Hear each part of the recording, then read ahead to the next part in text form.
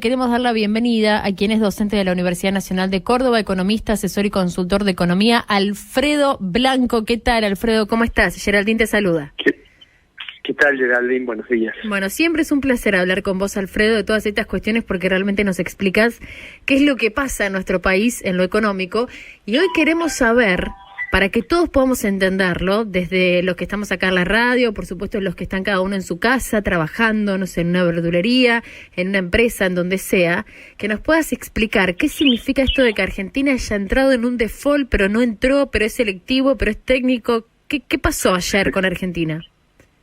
Bueno, digamos, lo que ocurrió ayer fue, en realidad, consecuencia de lo que había ocurrido hace ya 30 días, que es cuando Argentina no pagó unos intereses de unos bonos que se llaman bono global, unos bonos que están emitidos bajo legislación extranjera, y entonces a los 30 días se considera la situación de impago, es decir, de default. Eso es así, estamos en default. De hecho, Argentina con otros bonos que el año pasado habían sido reperfilados, se les llamaba, también estaban en default, pero eran bonos emitidos bajo ley argentina. Entonces, Argentina está en default. Se han utilizado algunos calificativos, como decir, bueno, es un default blando, es un default técnico, es un default parcial, lo que sea. Lo concreto está en default. Lo que sucede es que las consecuencias son diferentes según distintas circunstancias que pueden producirse.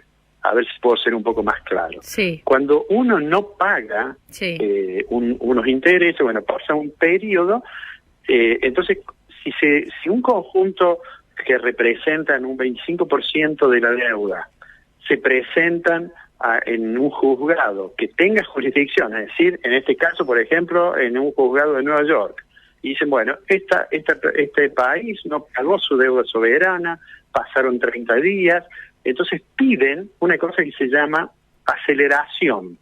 ¿Qué es lo que es eso? Es como cuando uno en una deuda no paga una cuota y le dicen, bueno, si usted no paga esta cuota, será exigible todo el préstamo como si fuera de plazo vencido. ¿Qué quiere decir eso? Que los acreedores dicen, bueno, no me pago los intereses, me tiene que pagar todo, y se lo piden al juez. Sí. O sea, ese riesgo existe, obviamente. Sin embargo, está claro que esta decisión del gobierno, obviamente, toma en consideración esto. Dice, bueno, vamos a estirar el plazo de negociación. Entonces le dice a sus acreedores, mire, no me pida la aceleración, no me inicie acciones judiciales, porque vamos a arreglar en este periodo que hemos postergado la negociación, y usted va a poder seguir cobrando con los nuevos títulos, etcétera, etcétera, etcétera. Entonces, punto número 1, estamos en default. Punto número 2, parecería que no va a haber una consecuencia inmediata de que los acreedores demanden a la Argentina, como ocurrió, por ejemplo, en la reestructuración aquella que Argentina había entrado más del 90% en la reestructuración, pero algunos fondos le iniciaron juicio y ahí conocimos a ese señor que era el juez Griesa, Sí. ¿no es cierto? Entonces, punto 1, estamos en default. Punto 2, parecería que no va a haber una acción, al menos en el corto plazo.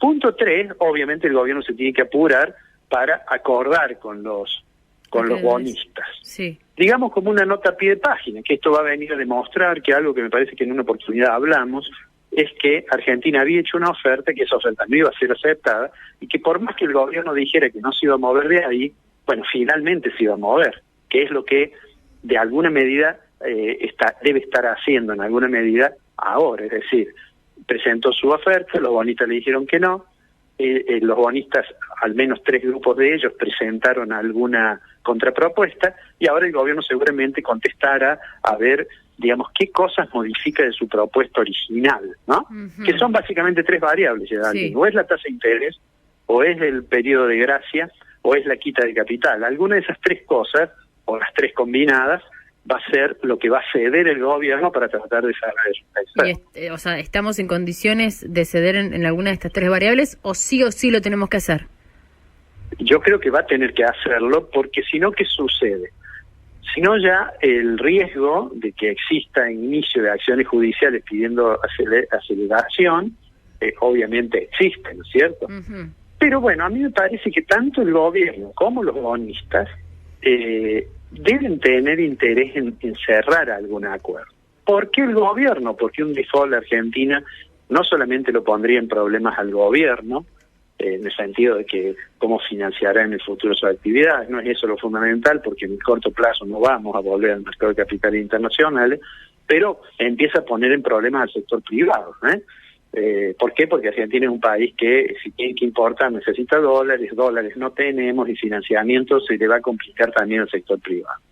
Eso por una parte, por el lado del gobierno. Ahora, por el lado de los acreedores, si uno dice, bueno, ¿qué le estaba ofreciendo el gobierno? Bueno, unos bonos que en promedio le pagaban un poquito más del 2% anual.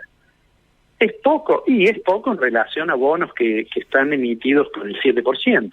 Ahora, es mucho en relación a la tasa de interés del mercado mundial. Si uno mira los bonos del Tesoro de Estados Unidos, que son, digamos, las estrellas de los bonos, ¿no? Contra los cuales se calcula el riesgo país, esos bonos dan casi 0% de interés. Claro. Entonces, 2% no es tan malo, digamos, claro. 2,5% no es tan malo. A lo mejor el gobierno termina pagándole 3,5%, no sé, en realidad no se puede saber, porque en las negociaciones lo que se conoce no necesariamente es lo que está sobre la mesa, ¿no es cierto? Hasta que se cierre. Alfredo. Pero le puede convenir a los bonistas también. Sí, ahora, varias preguntas, sobre todo para el oyente, ¿no? Que pueda entender qué es lo que está pasando en Argentina. Cuando hablamos de este bono global y hablamos de los bonistas, concretamente Argentina, ¿a quién le está debiendo este dinero? ¿A todo el mundo? Este dinero se está vendiendo a un conjunto de tenedores, de grupos, de fondos de inversión. El más conocido probablemente sea uno que se llama BlackRock, que parece ser que fue, según las propuestas que han trascendido, ¿no es cierto? Lo que yo he podido ver en los medios, la propuesta de BlackRock es la más dura de todas, digamos, ¿no es cierto? ¿Y de dónde son esos grupos? ¿De qué país? Y hay muchos que son de Estados Unidos, pero en realidad puede haber inversores en un fondo de inversión que se administra en Estados Unidos, que sean de Inglaterra o de Francia, e inclusive podrían ser de Argentina algunos, ¿no? Claro. Pero el fondo, ¿no? Son fondos internacionales. Sí, y ahora, ¿cuándo se emitió esta deuda? Bueno, nosotros tenemos más de 20 títulos que en este momento están defaulteados, ¿no? Sí. Hay algunos, un número importante de estos bonos corresponden a los últimos 4 o 5 años, ¿no? El gobierno y de hay otros que son, hay otros que son anteriores. Tenemos defaulteado deuda de la reestructuración de 2005, Claro, porque aparte el juez que vos mencionabas, Alfredo, también estuvo en negociaciones con Cristina Kirchner durante el gobierno de ella. Claro. O sea, que es algo que no... Sí. ¿Qué fue lo que pasó ahí, Geraldine? Nosotros hicimos una reestructuración, quedó un porcentaje pequeño de bonistas que no entraron. Esos bonistas eran los que se les empezó a llamar fondos buitres, digamos. ¿Por qué se les llama fondos buitres? Porque los bonos, cuando un país entra en default, se derrumba su precio. Entonces hay fondos que dicen, voy a comprar este bono al 20% o al 15% de lo que es su valor. Es decir, el bono dice $100 y lo pago $15 o $20, y le voy a decir al país que me pague. El país me va a decir que no, que me ofrece otra cosa, y yo ¿qué hago? Voy al juez y le digo, mire, este bono que está en su jurisdicción, este señor me lo debe, me lo tiene que pagar. Y ahí empieza un proceso judicial. Como esos fondos tienen, digámoslo en sentido, con una palabra más de uso coloquial, digamos, tienen espalda para aguantar años, finalmente saben que lo van a ganar, porque el Estado emitió el bono. Entonces, cuando lo ganan, cobran, en vez de los $15 que le costó, los 100, ¿no?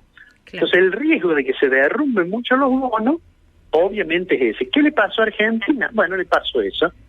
Argentina reestructuró, hubo algunos que no entraron, y finalmente terminó teniendo que pagar lo que decía la justicia, en ese caso la justicia que tenía jurisdicción sobre la emisión de esos bonos, ¿no? Ahora es un poco distinto también eso, Geraldine. ¿Por qué? Porque después de aquellos sucesos que tuvieron no solamente consecuencias en Argentina, hubo muchos otros países que tuvieron otros problemas similares, se comenzó a incluir en los bonos una cosa que se llama cláusula de acción colectiva. ¿Qué es lo que es eso? Que si yo emito un bono, digamos que la emisión es de 100, y no lo puedo pagar después, pero logro que los que representan un porcentaje alto, digamos el 66%, el 70%, el 85%, según el caso, ¿no?, me acepten cambiar por otro bono, sin que les pague, les doy otro bono. Cuando ese porcentaje se alcanza, eso se transforma en obligatorio para los que no entran.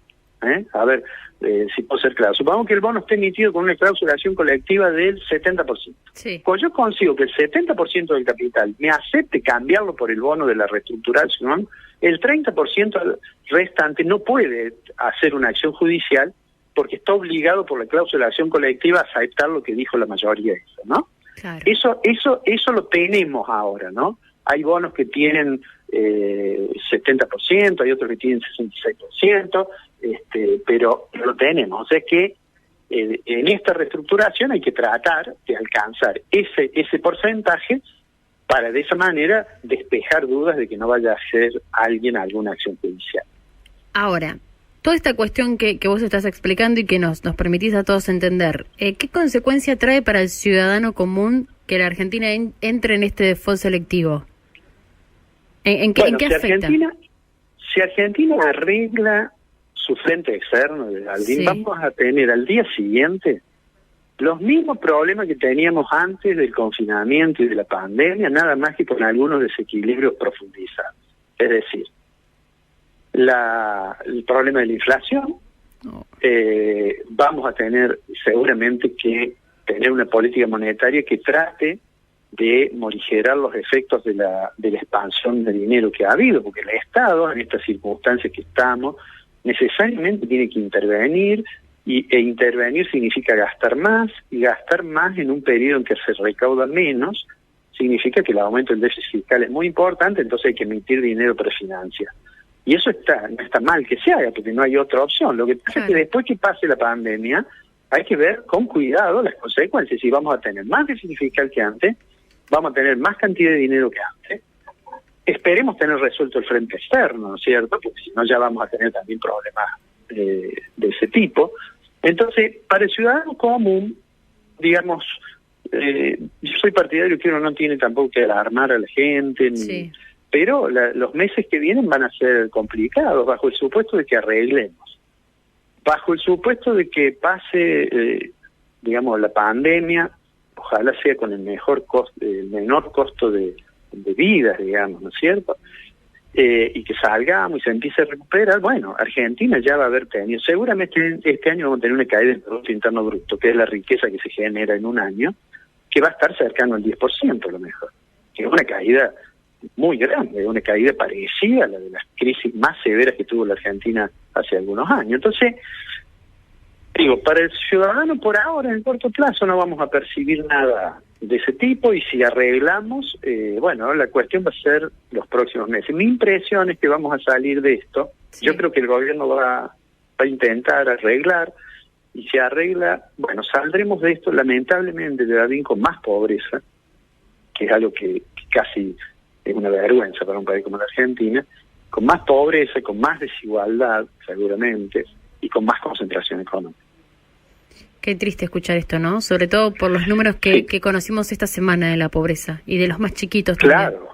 Claro, y además en el marco de una pandemia que está claro que a los que más va a golpear es a los sectores que tienen menos posibilidades, porque porque sus condiciones de vida son más precarias, entonces tienen menos posibilidades de aislarse, etcétera.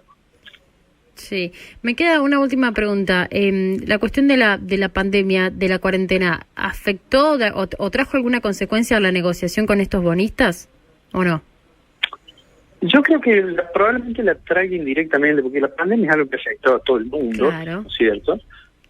Todas las estimaciones dicen que el producto se cae en todos los países del mundo, inclusive China, que parecería que está saliendo de la situación más crítica, de alguna manera, digamos, ha abandonado la idea que tenía de que iba a crecer, que iba a crecer a una tasa importante. O sea, todo eso genera un panorama de una crisis, digamos, del capitalismo global importante, y me da la impresión que eso probablemente, esto es una conjetura, mirando que todos los países del mundo han aumentado la cantidad de dinero, entonces bajan las tasas de interés, etcétera, bueno, puede hacer de que los bonistas piensen que les puede llegar a convenir aceptar un bono que, aunque pague menos interés, que aunque se tome un tiempo para pagarle, que es el periodo de gracia, e inclusive aunque le quite un poco del principal, es decir, del capital, bueno, habrá un punto en que están dispuestos a eso a aceptarlo, ¿no? Desde ese punto de vista. Ahora, desde el punto de vista del funcionamiento de nuestra economía, sin lugar a dudas, toda esta situación de la pandemia y el confinamiento ha derrumbado la actividad económica. Hemos visto que una caída de casi el 10% en marzo. Sí. Alfredo, muchas gracias por poder responder todas nuestras preguntas, por poder acercarnos un poquito más a esta realidad.